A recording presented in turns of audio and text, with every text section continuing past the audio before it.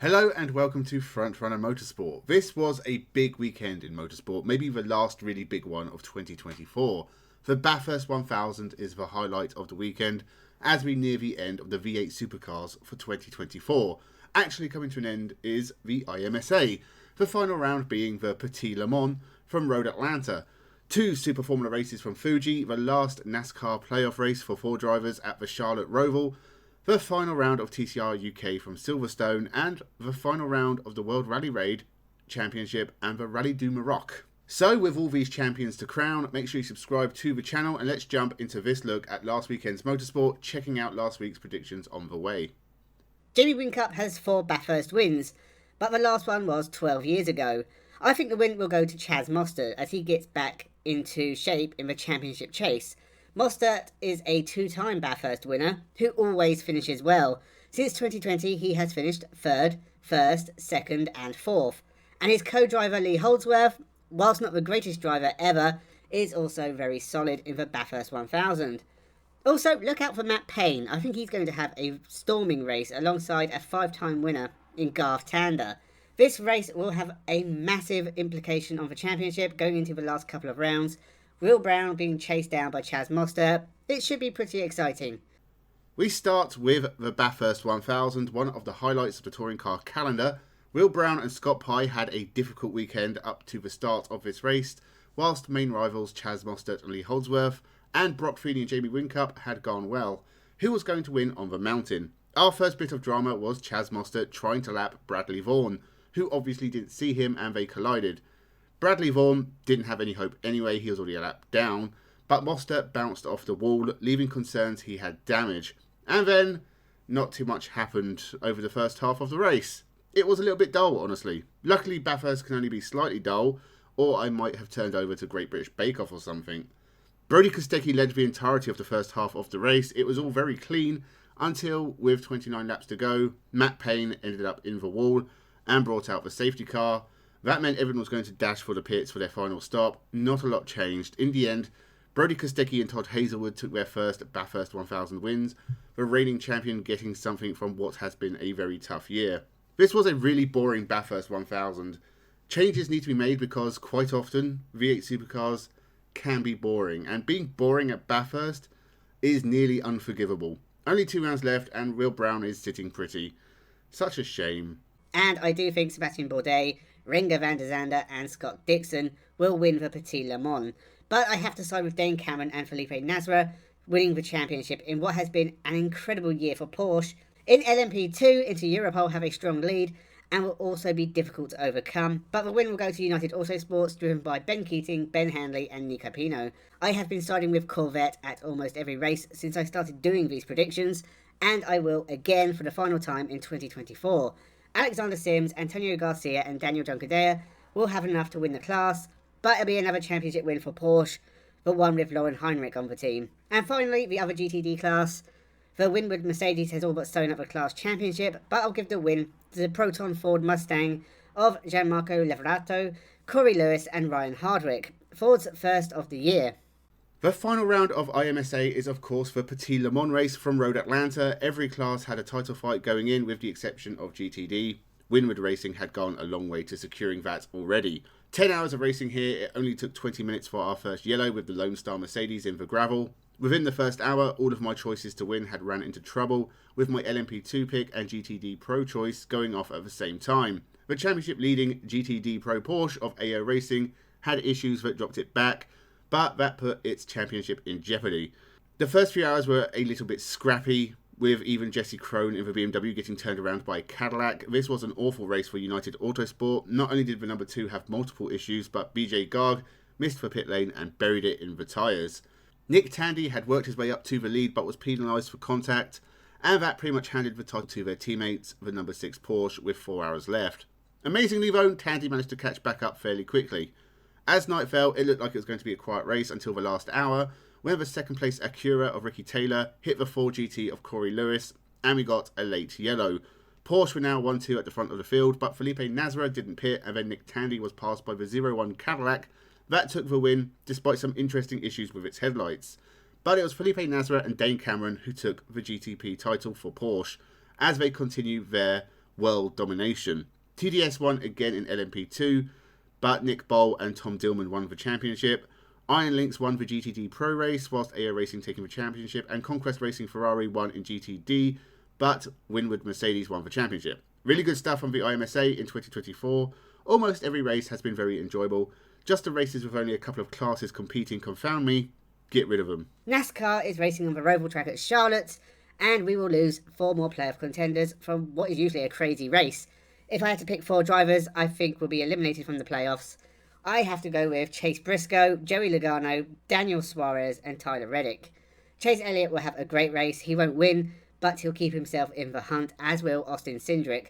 But the win will go to Ryan Blaney, who will make certain his place in the next stage and jump to the top of the pack going into the final month of NASCAR in 2024. NASCAR from Charlotte and the chaos of the Roval once again, and we were losing 4 more playoff contenders. Tyler Reddick won stage 1 but then made contact with Denny Hamlin in stage 2 and was seriously hampered in his pursuit of the final 8. That was the story of the race as Tyler Reddick tried to close down Joey Logano for the last playoff spot. Logano couldn't hold on and dropped down the field to 8th, and that meant Tyler Reddick was in. Whilst Logano, Daniel Suarez, Austin Cindric and Chase Briscoe miss out. Until after the race, because Alex Bowman was disqualified, and so he dropped out, and Joey Logano just manages to scrape on in to the final 8.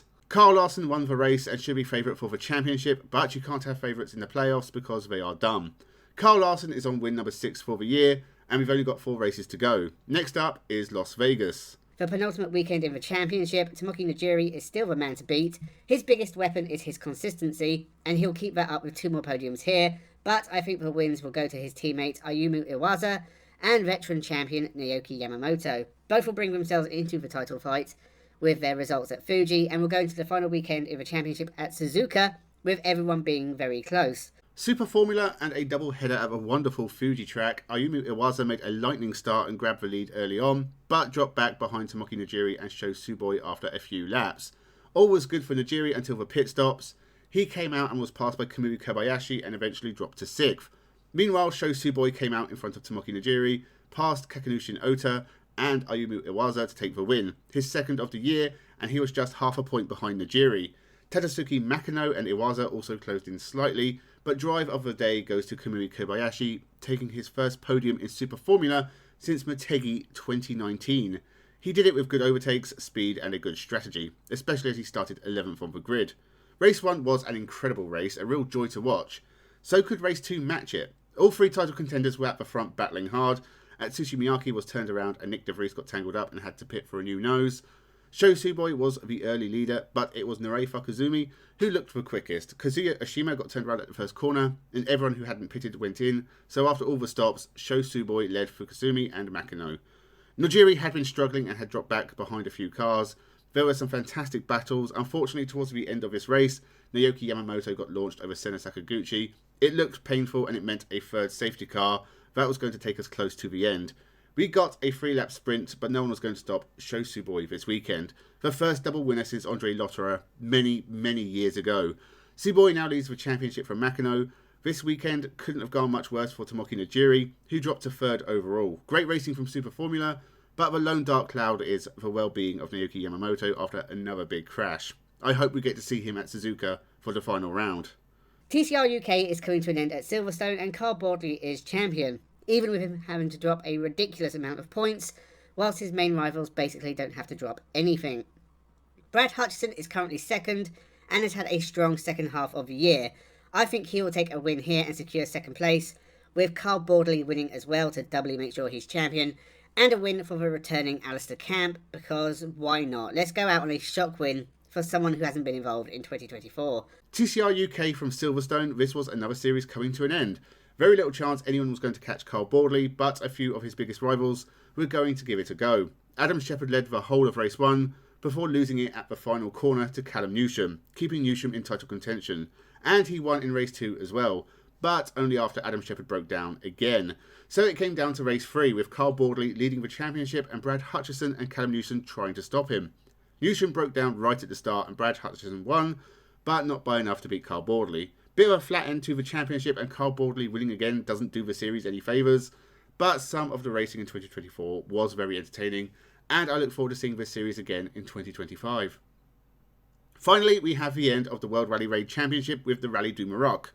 For those of you who forget this is a championship that exists, it starts with the Dakar, has a few rounds sprinkled through the year, and ends in October in Morocco. Oh yeah, and Nasser Al-Attiyah always wins. I'm mostly interested in the car category, and we had some new entries to keep us interested. Sebastian Loeb, Nasser, and Cristina Gutierrez were in the new Dacia Sandrider, which looks awesome, whilst Carlos Sainz and Matthias Ekstrom were in new Ford Raptors. This rally provided some interesting challenges for the drivers. Dacia took first and second on debut, with Nasser Al-Attiyah winning the rally and the championship. Dacia with a 1-2 on debut is an ominous sign for the Dakar rally, but Ford looked good too, and Toyota always looked strong, whilst the X-Rated Mini of Gerlen Schischerik is another contender. This was basically a test event for the 2025 Dakar rally, and even without Audi, it looks like it's going to be a good one. So that was all the action from the previous weekend, some absolute mega races, some of it very long. Let me know your race of the weekend in the comments below. My favourite race, even with the Bathurst 1000 and the Petit Le Mans, has to be the first Super Formula race. Lots of intrigue, mixes up the championship and kept it all very, very close with only one weekend left in 2024. Next weekend, Formula 1 is back with the Texas Grand Prix, but we also have the penultimate round of the World Rally Championship, the final round of DTM from Hockenheim, Super GT from Autopolis, TCR World Tour from China, the final round of Euro Formula from Monza, and the final round of European Le Mans from the Algarve, and NASCAR from Las Vegas. So with all that to look forward to, make sure you subscribe. Predictions video will be out on Friday. Let me know your thoughts in the comments below. Thank you very much for watching, and have a good one.